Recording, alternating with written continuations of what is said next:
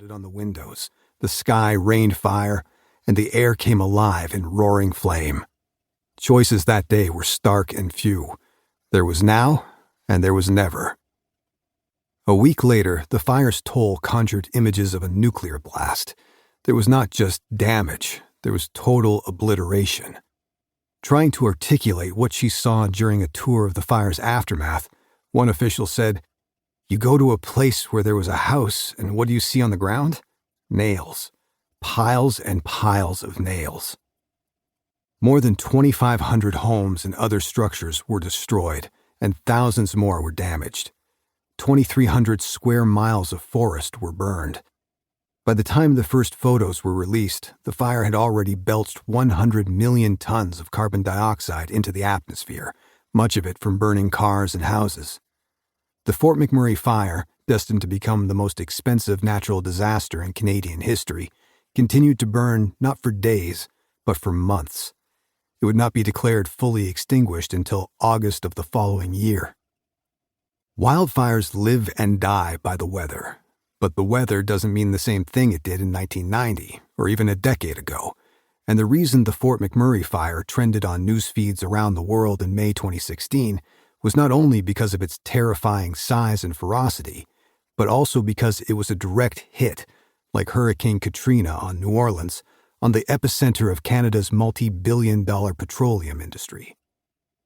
That industry and this fire represent supercharged expressions of two trends that have been marching in lockstep for the past century and a half. Together, they embody the spiraling synergy between the headlong rush to exploit hydrocarbons at all costs and the corresponding increase in heat-trapping greenhouse gases that is altering our atmosphere in real time. In the spring of 2016, halfway through the hottest year of the hottest decade in recorded history, a new kind of fire introduced itself to the world. "No one's ever seen anything like this," Fort McMurray's exhausted and grieving fire chief said on national TV. "The way this thing happened, the way it traveled, the way it behaved, this is rewriting the book."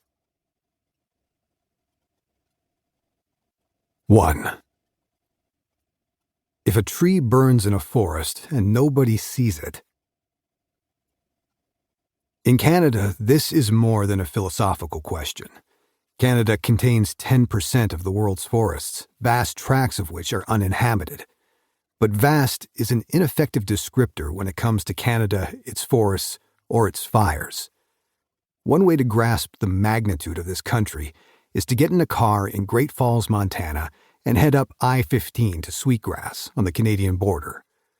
Once you've crossed into Coutts, Alberta, reset your odometer and point your car north.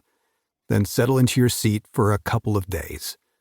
With the Rocky Mountains on your immediate left, this route takes you up the western edge of the prairies, through Lethbridge, Calgary, and Red Deer, wheat and cattle country. Once past the northern metropolis of Edmonton, you will find yourself increasingly alone on the road, surrounded by broad expanses of hard-scrabble subarctic prairie, fields frozen solid or half-drowned and barely fit for cattle feed. On the main road, now no wider than a residential street, hamlets with one blinking light and a gas station slide by, and not another for 50 miles. To the east and west, gravel range roads run out to the vanishing point, and man-made structures appear more and more as intermittent novelties. Here, a schoolhouse-sized Ukrainian church with its tin-sheathed onion dome stands alone against a wind-swept loneliness so profound it suggests the Russian steppe. There, a barn collapses asymmetrically beneath the weight of 100 heavy years, fully half of them spent clenched in the fist of winter, the people long gone. Farther on, a 10-acre lake so startlingly blue that mere reflection even of Alberta's sky seems insufficient to explain it. Somewhere along the way, you will cross an unmarked divide where deer give way to moose, crows give way to ravens, and coyotes give way to wolves.